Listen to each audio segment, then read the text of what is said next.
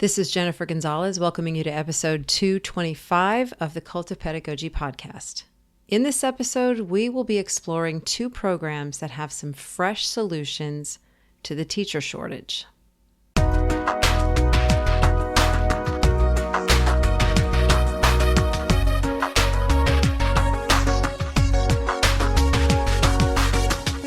We've been hearing about a teacher shortage for a while now, certainly since the pandemic.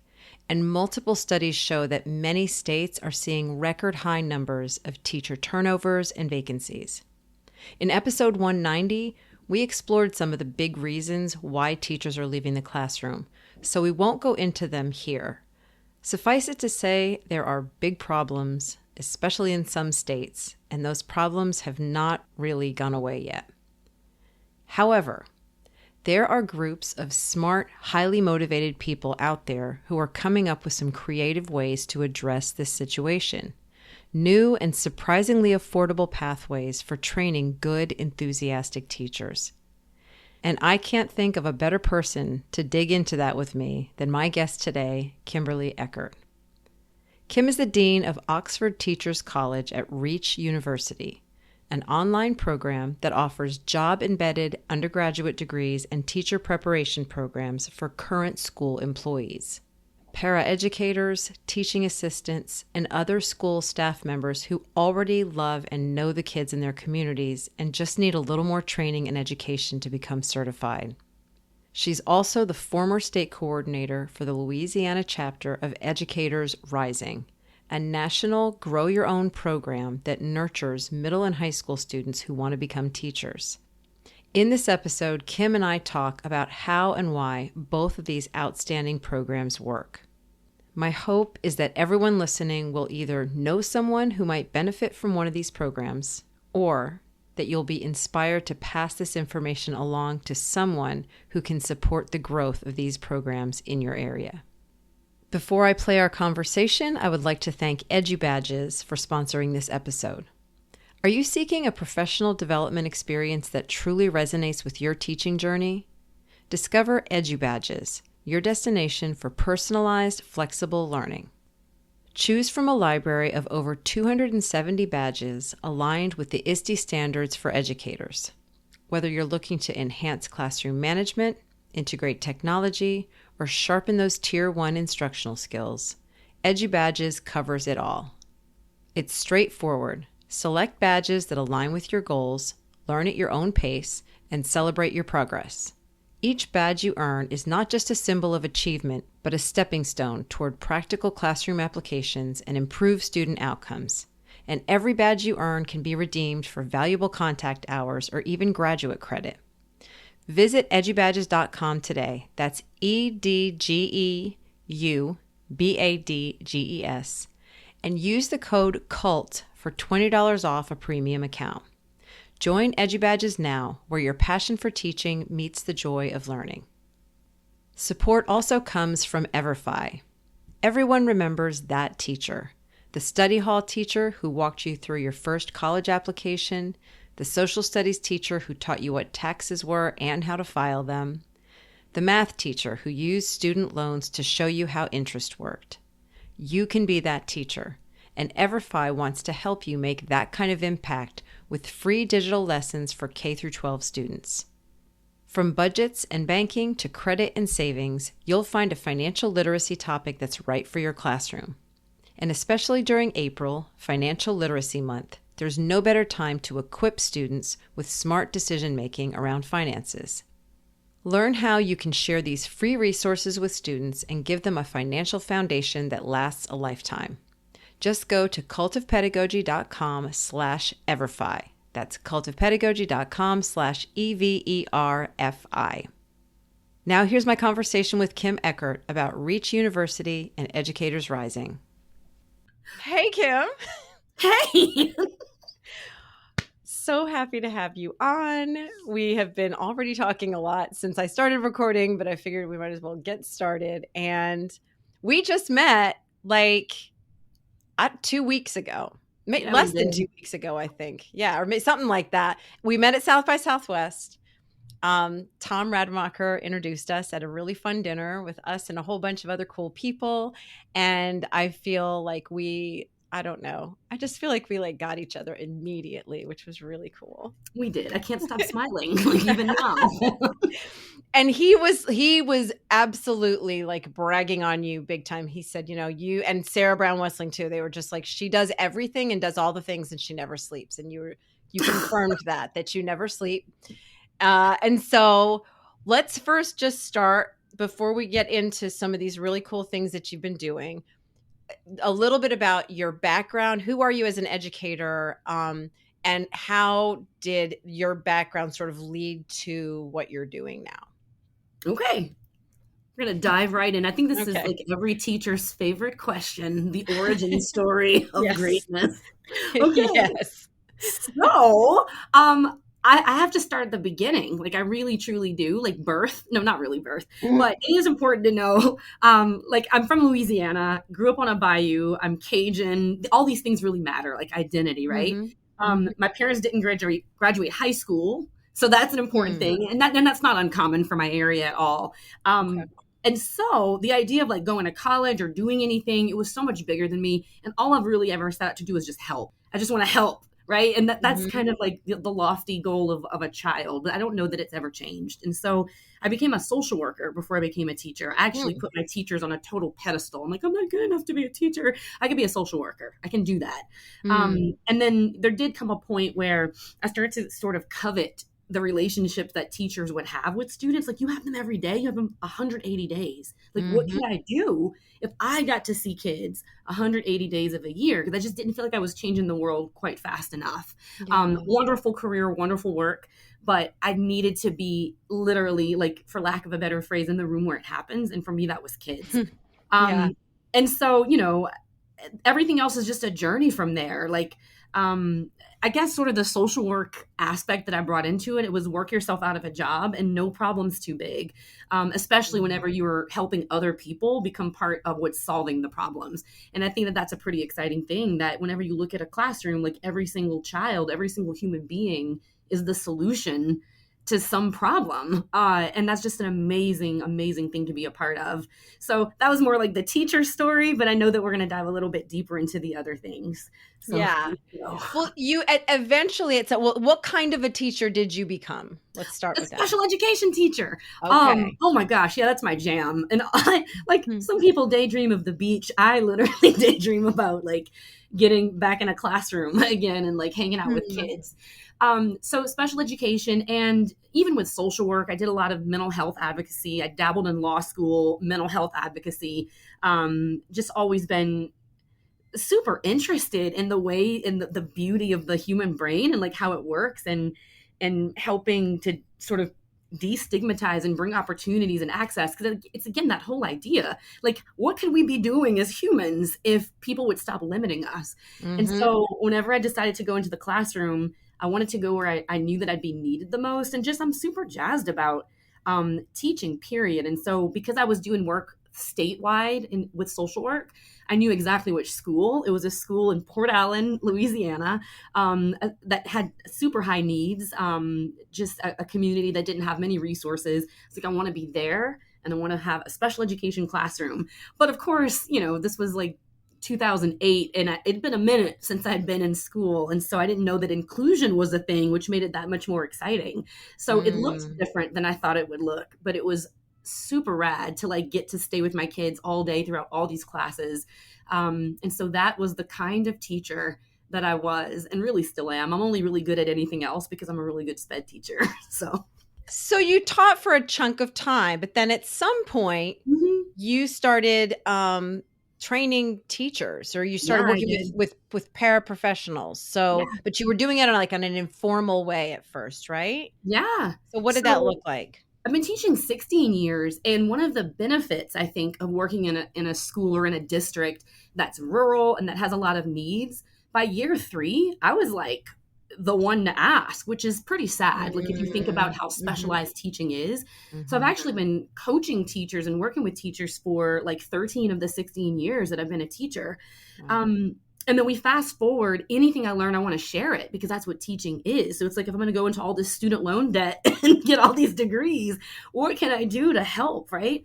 And so over the years, because I started off as a special education teacher, I was indebted to paraeducators around me. But I also, it's like, the social justice aspect of who I am.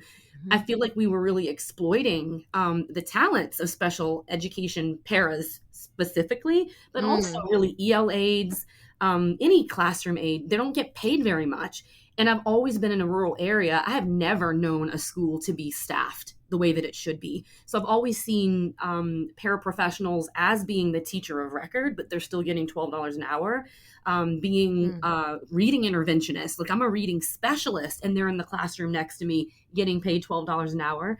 And then the worst part of all is that we're often disappointed with what they're able to do, but we're not helping them solve problems. We're not equipping them with the tools. We're not helping remove barriers to get college degrees for them. And we're expecting so much. So I started to work with them on a monthly basis, like literally putting together PD, like, can convince the district, like, can you just give me 3 hours? Like, let me just do a workshop. You don't have to do anything else. And we started with the basics, like about, neurodiversity, what are disabilities? And this is an IEP. Oh, you've never seen an IEP, but kids have been biting you for 10 years. It was just that. And then over time, I basically developed 65 friends from this group. And the rest is sort of history, I think. Okay. All right. So you sort of informally helping them. Yeah. So what you and I are going to be talking about are these two different programs that are offering a pathway to education that is probably different from how a lot of people listening were trained. And so before we start talking about these two programs that you are such a big fundamental part of, what do you think more traditional teacher prep programs are missing? That is a very heavy question. I'm also not a traditionally trained teacher. I was trained as a social worker. So I went through an alternative certification program. So I can't pretend that I've been through traditional training. What I can say is that where I'm certainly not an expert of traditional ed prep, like I said, I've also been an instructional coach or a master teacher or a mentor, like delving in those areas for 13 years.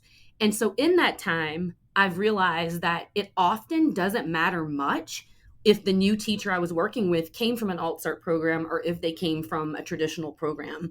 So I would never enter the fray of conversation about the quality or whatever it is in either one. I only know that as a coach, it really didn't play out very much in what a new teacher needed from me. And so that was pretty interesting. And so, take that however you might, but as a coach, work was work. It still came down to sort of the aptitude and the agency of the teacher. And they still needed help with lesson planning and backward design. And they still needed help with classroom management and understanding culture. So it's interesting. You have this one who was trained for 4 years to do this. You have this one who was trained in another field. And yet I still had the same work whenever it came to PLC or cluster or coaching them. So I'll just put that out there for you. It sounds like what you're saying is you couldn't necessarily tell a difference. If you hadn't known about their background, you may not have been able to tell based on their level of knowledge and confidence with the work. Yeah, I often didn't. And now there was definitely some programs that, and it's not just me, but like the word on the street, if someone was graduating from program A, oh, let's get that one. And then there were some where it's like, it's fine. Just in our coaching circles.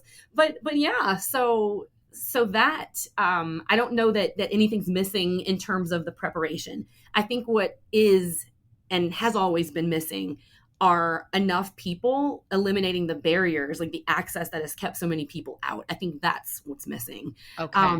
And that's what I really started to uncover the more I started to work with paraprofessionals, like paraeducators in the field. Not so much that the program was missing anything, but that if someone never got to enter it, it doesn't matter. Got it. So it's really more about access and opening the doors a little wider to get a broader range of people in. I think to so. Get started. And that is going to lead us to talking about the first of the two programs that we're going to talk about. And so first we're going to talk about Educators Rising, which I've heard you refer to in shorthand as Ed Rising. Yes. And this is a national thing that Hmm. you actually started a chapter of in Louisiana. Yeah. So tell me about the larger organization of Ed Rising. What is it? What makes it different from other programs? Mhm. And what was your part in bringing it to Louisiana? Okay. So Educators Rising itself, and these are things, they're not spoilers. You could find them out on the website, right?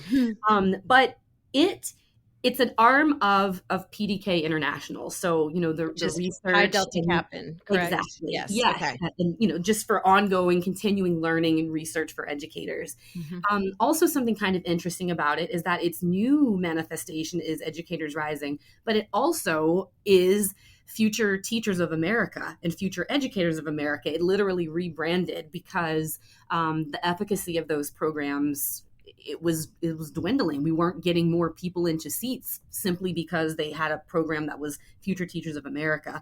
So if you look at the entire timeline, it's the same organization. But what happened in about 2015, it was this idea like, whoa, today's kids, like the ones sitting in classrooms right now, we need to reach them in different ways. And so, number one, Educators Rising is a grow your own program geared at recruiting and supporting and the next generation of teachers while also elevating teaching to make this generation, like Gen Z, want to be teachers, like sort of rewriting, we can flip the script of what does it mean to be a teacher so that they are interested. And I could go on for days just research about how incredibly special and unique this generation is and why I want to steal them all to be teachers Mhm. because they've just got it. They've got what it Mhm. takes.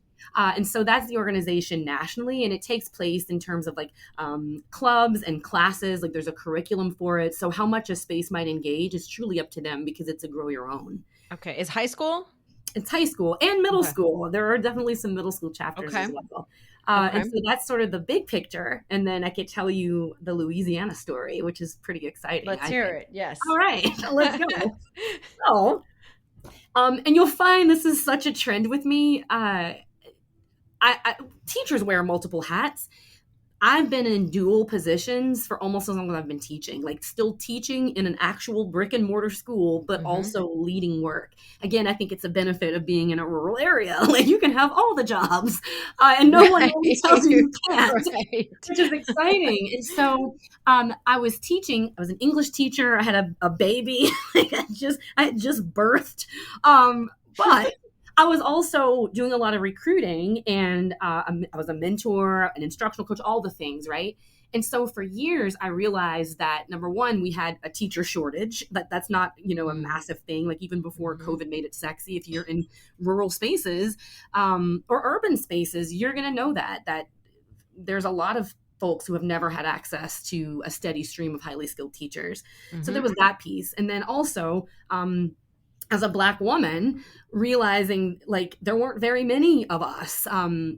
Like I represented the diversity in terms of racial diversity in a Mhm. lot of spaces that I was in. So I'm like, we don't have a diverse pipeline. We barely have a pipeline. What can we do about this? So I started to Yeah. kind of look at things that had been tried before, like Teacher Cadet, or Louisiana had something called the STAR program. And I was really interested in finding out, well, if we had it already, why didn't it work? And so, like I told you, I'm only good at anything because I'm such a good SPED teacher. Really did a thorough landscape analysis, needs assessment, and reached out and like my own dime, like kind of drove everywhere and put myself in places to learn because it's like I didn't see a whole lot of energy in this space, this teacher shortage. This was 2017, I think. So 2018, I decided that Educators Rising was the route I was going to go in my community. Um, Hold on, let me interrupt you because you said you sure. drove around on your own dime and went to places to see what went wrong. What did that actually look like? Were you sitting in classrooms? Were you looking at what were you actually observing? Like, Yeah. So in the beginning, I was talking to a lot of spaces in higher education, mhm. learning that there wasn't a whole lot of recruitment going on. Like just things that, well, are we recruiting for teachers? Like, no, actually, as it turns out, we just kind of get whoever shows up. So like learning that, like I Okay. didn't want to make assumptions. I wanted to go in with a completely blank Mhm. understanding and fill my knowledge, right? Like seek first to Mhm. understand. Mhm. And then talking to schools who had implemented programs or who currently had some twilight, like a flickering of programs that took off but didn't really have good grounding statewide. Well, how's it going? Are you actually producing young teachers? Is it working? Are people majoring Yeah. in education? I also visited an Educators Rising site in California to kind of learn, like, what does this look like? So it was a lot of groundwork, because that is Hmm. something I know that sometimes in life we only really get one shot, and you need the momentum for that. And so Yeah. it's like, if I'm going to do this at all, I want to do it right. I want to do it well, and I don't want to end up retrofitting at the end. Mm-hmm. And I didn't have pressure because no one was making me do this. I just wanted more teachers and a more diverse pipeline, like, Yeah. in my community. So no pressure. There really wasn't any bad habits to break or any way to fail. Yeah. And so Mhm. what were you learning from all of that sort of independent, Mhm. recon that you were doing? What assumptions did you or conclusions did you come to? Oh, and my self-nominated statewide surveys that I deployed, my questions with LDOE. I learned so much because there were a lot of plates spinning. Like, the more I learned, the more I realized I didn't know. So at any given time, plate spinning with universities, plate spinning with peers on the ground, plate spinning trying to understand Gen Z, trying to understand, why do we have a teacher shortage? When did this actually happen? And then I started to do some work with trying to elevate the teaching profession. Like, oh, you don't want to be a teacher because everybody's telling you not to. So it was just so much to understand. And I knew that if I didn't take the time to understand all of the stories and all of the reality, that I was going to miss pieces and I was going to miss Mm, voices. So I probably spent a year just trying to understand the current landscape. And also, I wasn't naive enough to think that as I experienced it was the only way it could be experienced. And mhm. so that was important to me as well. Um, and then from there was so much more nitty gritty, but we don't have enough time because everything sounds so easy whenever you're looking back. It was not easy. Mm, mhm. So I'll suffice it to say, so that we could jump through the story. It started with 17, 21-ish kids in my area. And then as of this past March, we have a few thousand in the state, probably 8 collegiate partnerships, gosh, a pre-educator pathway from the department. So I'm telling you where it ended up, because all those things needed to happen. But I never really set out for it to be that large within the state.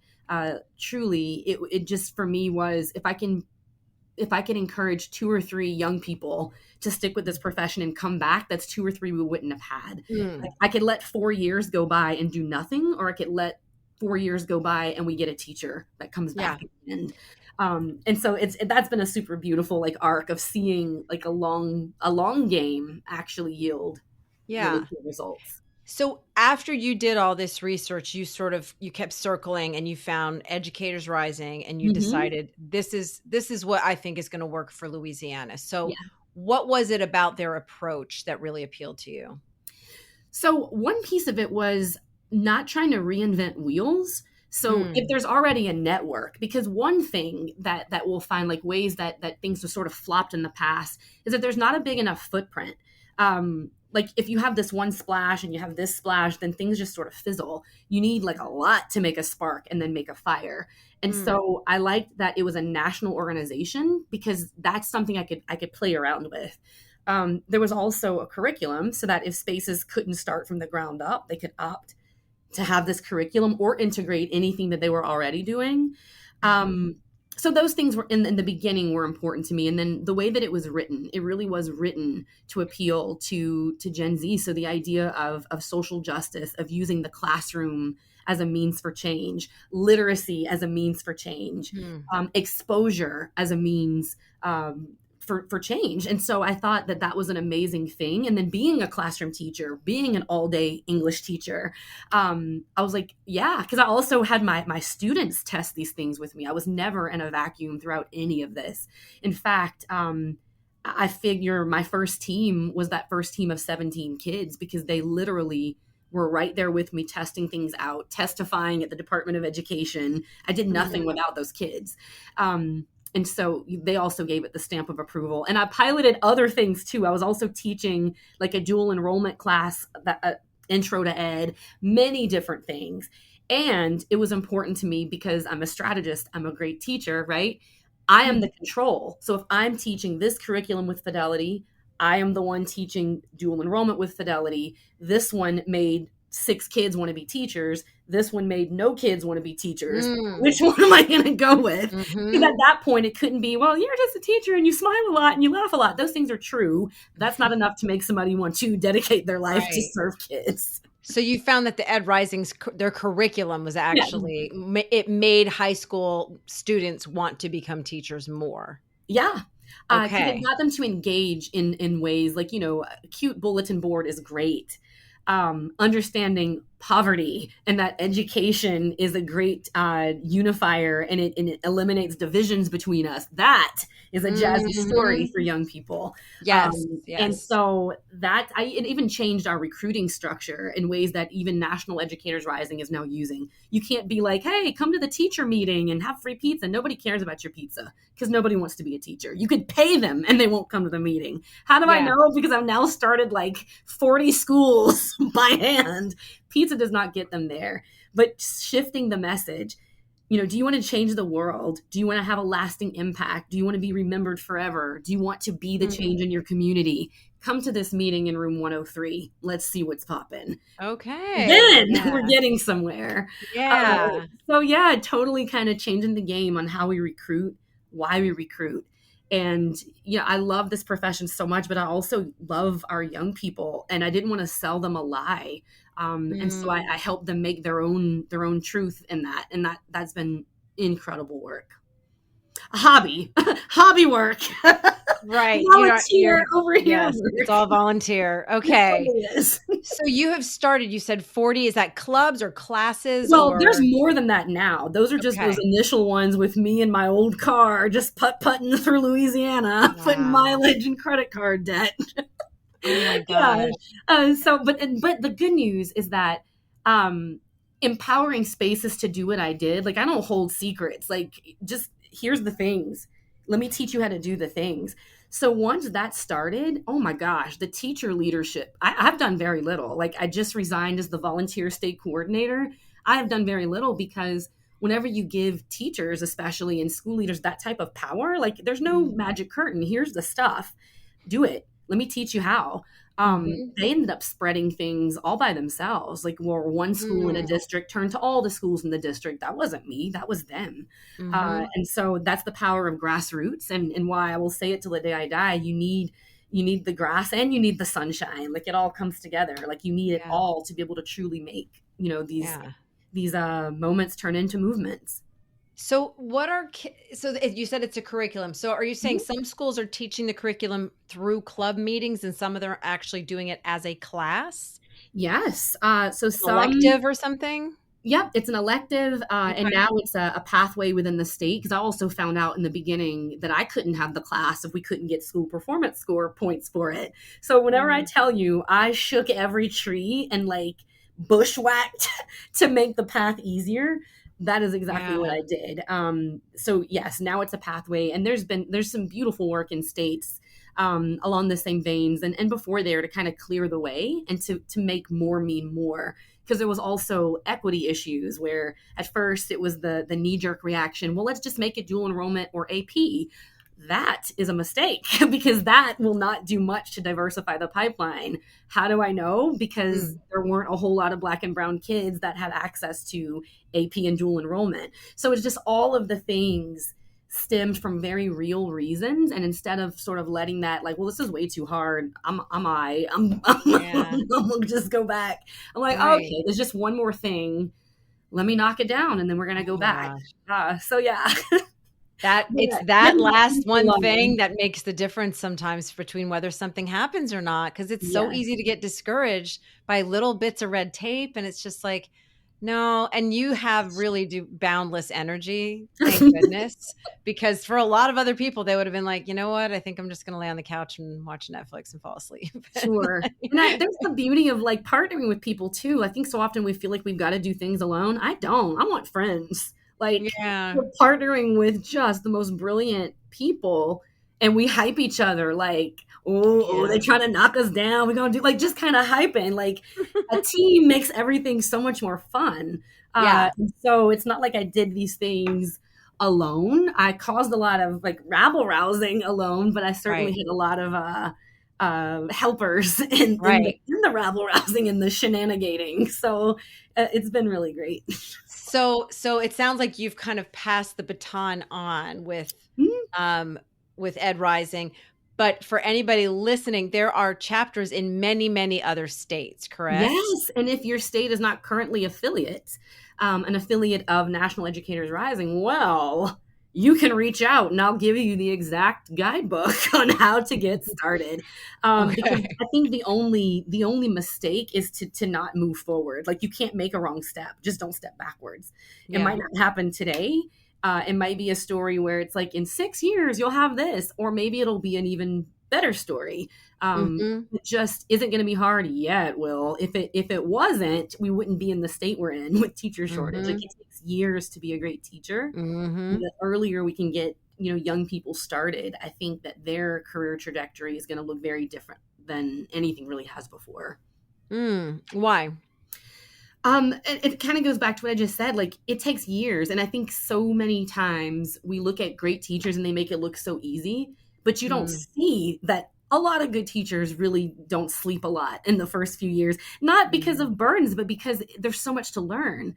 And the Yeah. whole idea, like if we just started sooner, is just, we're a profession, right? And like the medical profession has, residency like 6, 8 years before they're practicing. We don't have the luxury of that because we have way too many people who need us.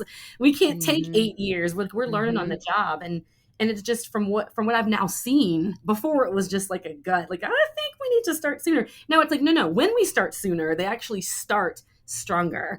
And we're Yeah. going to talk about that a little bit more whenever we talk into like about the next exciting things that are Mhm. happening with teacher prep and Kim. But that's the thing, like you never truly will be a first year teacher again. And I'm using quotations in the sense of we all know what it means, like, oh God, you're a first year teacher, bless. But I don't think it has to be that way. I just think we need to respect the game and how hard it is, but allow Mhm. people to come in and start to play it a little sooner. Right. Do the students in these programs, do they get to teach while they're in high school? Do they get Oh yeah, practice? So they how do. do they do that? Oh, it's Where are they doing it? beautiful. It's vibrant. So, and it depends. I've seen so many different iterations now of the ways that different spaces make it work. But a lot of them in the second year, there's like a little internship where they're in a classroom like 2 days a week for just an hour, like basically class time. I've also Yep. seen spaces with like CTE centers, like satellite centers, where they're doing a lot more. Mhm. But even that is incredible work because, the exposure, it goes back to that. Like even if you've convinced them to be a teacher, it's like, well, I really love English and I would like to be an English teacher. Well, how much do you love humanity? Let's take a look at that. Do you love people? Mm. Do you have a 4.0 in human? And then like showing them all Mm. the different classrooms, and then it helps them fall in love with teaching kids instead of like teaching their subject first. Yeah. And that is wild and really cool to watch as that change sort of happens in Yeah. them. Yeah. So, do you guys have any numbers in terms of how many students from the Louisiana programs have actually gone on to become teachers, or has it not been long enough yet?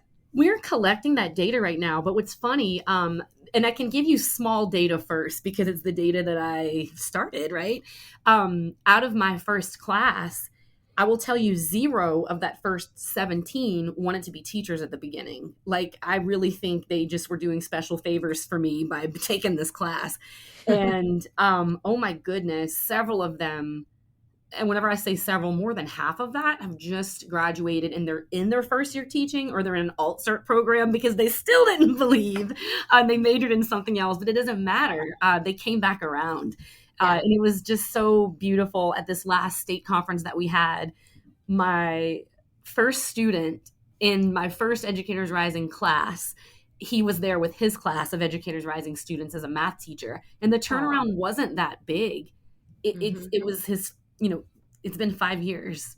He went to school, he became a teacher. He's now the Ed Rising sponsor of a club on his campus. So, I can't wait to see as more data comes. And then Yeah. there's going to be collection issues there, but we're still going to collect it. We're still going to try. But I'm okay with the story of Braxton, and I'm okay with the story of Kennedy, and I'm okay with the story Right. of Mackenzie. That's Mhm. enough for me. And it's amazing. And anybody that's listening, I hope that you know that you have it in you to create those stories too, and you probably already have. But now you can do it in a more systemized way where you're not alone. Yeah. So what is their website? What is Ed Rising's website? Okay. Take notes. Ready? Mm-hmm. Educatorsrising.org. All right. Yeah.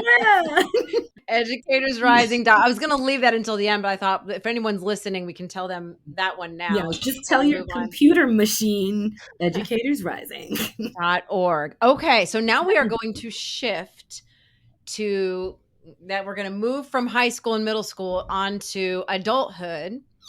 Okay. To the Oxford Teachers College, which is under the umbrella of what is called Reach University. So where would be the best place for us to start to talk about this? At the beginning. Okay. Or maybe at the end. And I'm not being ironic there. Oh my goodness. If you thought I was excited about Educators Rising, like, oh my goodness. I'm about to get sweaty. Like, this is really exciting work. And it all ties together. Like, it's all part of the same story, which is it's really cool. I guess we'll start at the very beginning. So I told you that I had my super cool group of my 65 favorite friends who were paraeducators in West Baton Rouge schools. And it didn't take me long. I mean, maybe a month or two in to become obsessed with them. Like, oh my gosh, I'm such a groupie of like teachers and people. And there were many times I'm like, oh my God, you're like the best teacher maybe in the school. Why aren't you like a teacher? Yeah. And I just was so enamored of their talent and the ways that they connected with kids. And certainly, like, my peers that worked with me whenever I was exclusively a special education teacher. And just, it started to occur to me that if they could have, they would have been doing it. Right. So just started to ask them like, well, why aren't you a teacher? But no, really, why aren't you a teacher? And then you just found out all the ways that life got in the way, where at some point they had to choose between a job or college, and all the reasons in the world, like, they were in college and then their mother passed away, or they were in college and their grandmother needed a caregiver, or they got pregnant and then they got pregnant again, or they had a terrible relationship and a husband that was abusive, or their dad said girls don't go to college. I mean, I just heard it all. And then you have some where it's like, you know what? It was 15, 16 years ago. I was way too young. I flunked out. I didn't appreciate whatever it might be. Yep. But I just, it does not sit well with me that the rest of your life is determined and there are entire doors locked to you because of what a season of your life held. And so it was just like, oh, wow, here we go again. We got some stuff to fix. Like, let's see what we can do. And I tried, Lord knows I tried the typical and traditional routes. And then I just realized I couldn't fight FAFSA. I can't fight financial aid. I can't, there are some things that are just too big for Kim to fight, but can I go around it? And so I started to look at just other things. And then, testing barriers, like if someone, couldn't do well in an SAT or an ACT, just all the things. And that almost had me like give up for like 2 hours, never forever, but like a solid 2 hours. I think I was in my feelings like, oh my God, this is really hard. But then I remembered two things like, oh my gosh, kids need you to be a highly skilled teacher. And then to my peers, right? You need somebody championing for you so that you can be the teacher that these kids need. Yeah. And so, the rest is history. Gosh, that's my favorite phrase of the day. So from there, Reach University, they're actually based in California. So that was a model made by teachers essentially in the Oakland area because California needed a way that was low cost, that helped California teachers clear credentials. It's actually pretty difficult to be a teacher in California. It seems like it's like a 6-year minimum where a degree is not enough. There is no majoring in education and then magically you get a classroom. There's a lot of work. So Reach was initiated to become a credential clearing through a master's degree program or an intern program. And then Oxford Teachers College sort of took that idea with them and expanded it. And Louisiana and Arkansas were the first couple of states. And I think a lot of that is because our brilliant Chancellor Mallory really saw the needs there. And I'll tell you what the needs are, and I'll sort of tell you what it is that we do in a sec. So they approached, and I'll tell you why I didn't believe it, because the first thing we get is that it's too good to be true. It was just an idea. They were trying to recruit maybe the first 50 students of Oxford Teachers College. And throughout my work with Educators Rising in the state, my name sort of popped up, like, you really need to talk to this person in this district. And I started to talk to them, and I loved the idea, but listen, here's the shtick. It's fully accredited. It's a nonprofit, like, philanthropic college. Okay, that sounds good. It's debt-free. There are no student loans. Okay, tell me more about that. It's $75 a month. Districts can choose to subsidize some of that. Whoa, $75. What? Yeah. There's a trick. What do you mean? Yeah. And so immediately I became distrustful and just super protective over my peers. Like, I didn't want them to go through one more thing that was going to fail them in the end, because they did better than that and they were worth more than that. And so I always kind of joke with the president and the chancellor of the university now, because they didn't accept our group into the pilot. I was like, nah, well, it's probably not real anyway. But nothing could have been further from the truth. A few months, maybe a year later, I ended up adjuncting for them and working at the Department of Education and still teaching in West Baton Rouge, and just watched it really flourish and come alive, this idea. And my original candidates that were my peer group, these paraprofessionals, they ended up becoming part of the inaugural class. So they did make it as part of the 50 that were the first group. I'll real quick pull some beautiful ties together. That first group just graduated last May, and all of them are now employed in my district. So, like, what? Wow, nice. Oh my gosh, I love it when stuff works. Gosh, so let me make sure I want to, because I have my own background knowledge now, because we've had outside conversations that are not in this, but I want to make sure that we covered the basics. So Reach University was already a thing, and they were doing job embedded training for existing teachers to get their final credentials, to get their licenses.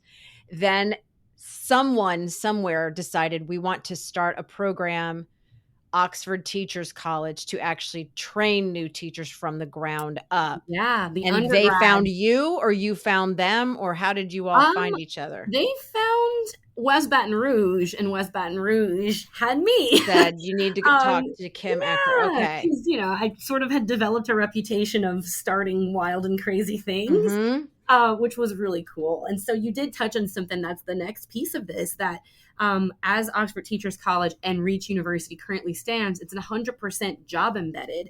So it's also part of the registered apprenticeship model, which it's really catching a lot of fire, which is exciting around the country. But we were really ready for it. We were written for it, which is exciting.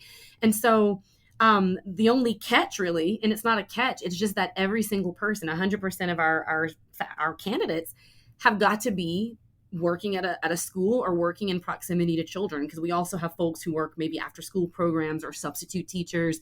But because everything that we do is so rooted in practice, it's just a critical piece. And so every single person is currently working with kids. They're part of school systems, and it's incredible. And so to be able to have a job embedded program, going back to that idea of starting sooner, the power of that, especially whenever you understand the reality, because we can pretend all day long, oh, you know, we shouldn't have people in the classroom who aren't trained. Well, we do, because teachers shortage, right?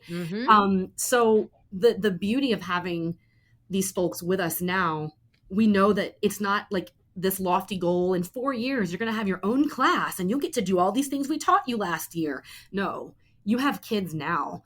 I taught you this. Tomorrow, I want you to do this. And next week, we're going to talk about how it impacted student learning. So being able to go through years of that before your official practice starts, that is incredible. And so that's why I was like, maybe I should start at the end, because I'm able to now see again the effects of that and the reality of that, because we're in our clinical year. So this was a brand new program. I was able to design it, to hire it, to staff it. And now that we're in the clinical year, as a person who's now coached, like I said, 13 out of 16 years, I've never seen novice teachers start this strong out of the gate. It gives me chills, like thinking of how powerful and how reflective they are, and the ways that they see the relationship between student learning and their own actions. And it's because they literally, they were trained for this from before they came to us, but they were trained for this from day one, to really kind of lean into what a school really is and what it could be. And they don't see kids as problems. They, like me, see them as solutions, right? And that just makes such a huge difference. They love their community, they love the kids, and we're just seeing how powerful that is, in the making of a great teacher. In the beginnings of it. As I'm thinking about this model as you're talking about it, and I'm wondering how much two things come into play. One, the fact that as teachers enter your program, they already know the kids that they're working with, or they've at least had some experience with the kids. So they've already started the relationship building piece. And also, I would guess that on average, the people that enter your program are at a different stage of life than your average like 19-year-old that enters an education program. So they've probably got a little bit more maturity than the average college student in terms of like, this is what I want to do. I know I'm interested in this. Yes. I'm not out partying every weekend. Like I can just focus and really stay committed to that. Does that also make a difference? Oh my gosh. And again, like I could teach both and, right? But prior to coming to Reach, I was also an adjunct at 3 different universities within the state. And so I've definitely taught firsthand those that were just fresh out of college, which is great, right? We need those too. But yes, it is a huge difference. And the assets are completely different and so cool. And we realized that at the very beginning, like that we needed to write the program with them in mind. Like we know they're coming with this, so let's take that and like catapult it. So the idea that a person can be, culturally responsive, right? There's a lot to be said of a person who already appreciates and values the community that they're a part of. They love it so much, they show up for $12 an hour every day. They know the kids have amazing talents. They love them so much, they show up for 12 hours for $12 every day. Right. Yep. And so just understanding, like building the program for the actual people who are going to be enrolled and who are actually making an impact, that's powerful. And again, the idea of not having to retrofit things. So I think we're able to start at a different space. And a lot of it is some of the reasons that you said. But for us, our median age is about 36. I think that for the most part, they already really understand the value of education. A lot of them were failed by K-12 education the first time around.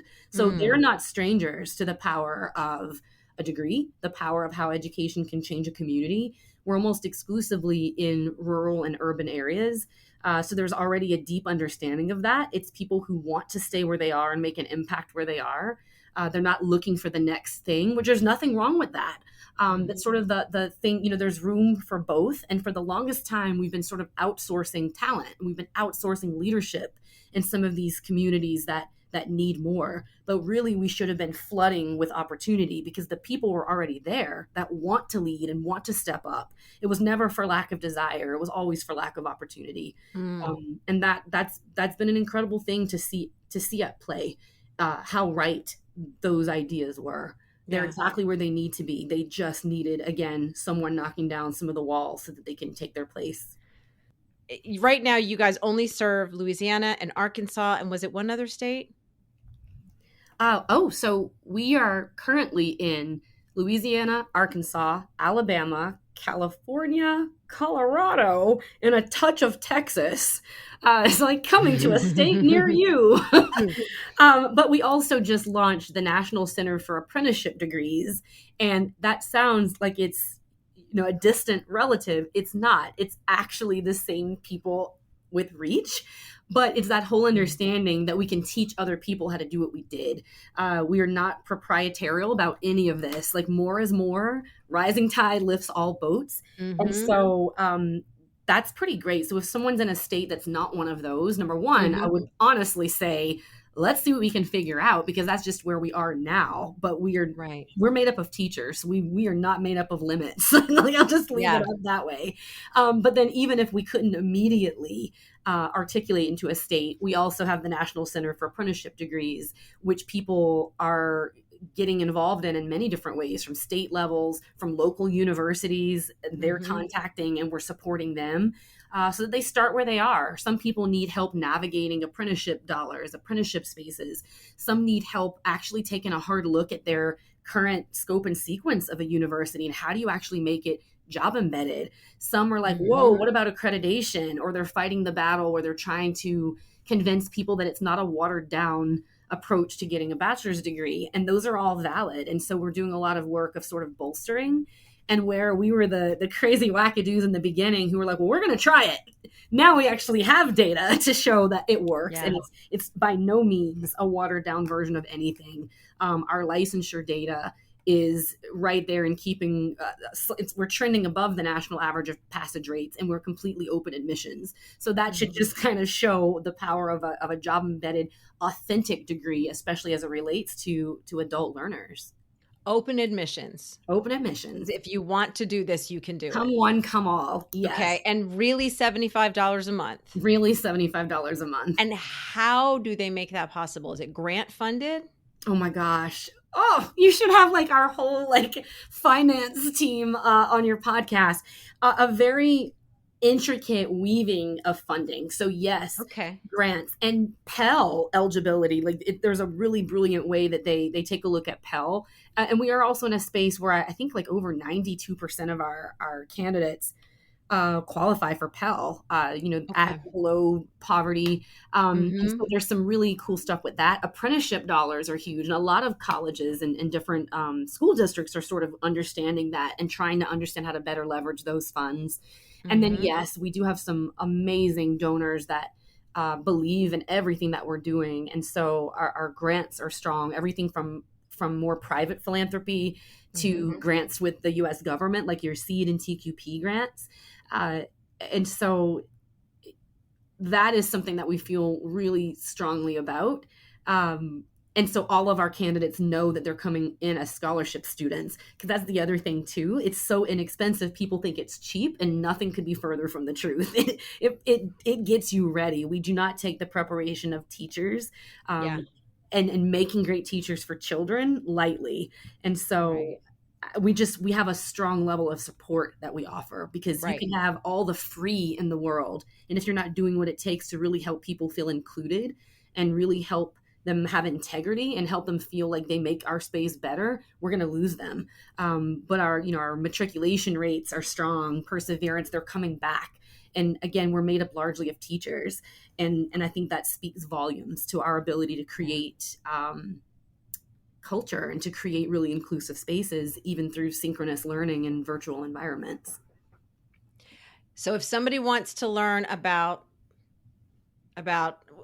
when you refer to it, do you call it Reach? Do you call it Oxford? What do you refer to it as? Oh, this is another one. It's another doozy. Reach.edu. That's it. That's the website, reach.edu. Yes. And when you go to the site, if I'm remembering, it's a quick scroll to click where it says teacher stuff. Yeah. It's a quick stroll. We totally understand the attention span of most adults. So yeah, you'll get what you need whenever you visit there. So if I am a person listening and I'm like, this all sounds great. I work at a university. I'm already doing a traditional teacher prep program. What advice would you give me about preparing this next generation of teachers based on what you have learned from the work that you've done with high school students and these paraprofessionals? I think that what I would say to anyone in terms of preparing the next generation of teachers, it may seem like it goes around the question, but it is the answer. You could have the most amazing preparation, but if you're not attending to reducing barriers, then people can't access it. So I would say, don't wait and don't sacrifice one for the other. Like, it's not, well, let's wait till our program is really great and then we'll let people in. But it's also not, let's let people in, even though our program's not great. Do both. And because like time keeps passing and kids can't wait, and you just need to start. You just need to put one foot in front of the other. And so I think that's the bigger thing. I could give advice for days. I think the other one would be, we all have to challenge ourselves to rethink what a great teacher looks like. because I think a lot of times, I know we go in with blinders on, we go in with our own implicit bias, and that limits who we're inviting into the classroom. And I think that makes a huge difference as well. Like we don't have to really twist people's arms to serve our communities and our country through teaching if you're finding the people who are already interested in that type of work from the start. So I think that's the other piece of it. So really try to attend to access. What can you do with who you are, with what you have and where you are to let more people in? And what can you do to remember that more is more and all means all? What can you do to really reimagine who deserves to be a teacher, who is going to be a great teacher? And I think those two things have really served me well as a compass. And I think that, we're all sort of like-minded in that, even if we approach the work from different angles. I can't. One phrase that you just said a few minutes ago that really stood out. I don't know that I've ever heard it said this way, but you said serve our country, which you always hear applied to the military and to the police and to the firefighters, and all of those people deserve it. Yes. But I don't ever really hear anybody thanking a teacher for their service. And it is sometimes it's a 30-year sometimes sacrifice of so many things. And here lately, you are risking your actual physical safety a lot of times too. Yeah. So it really is a service to the country that teachers are doing. Like, I'm a patriot, and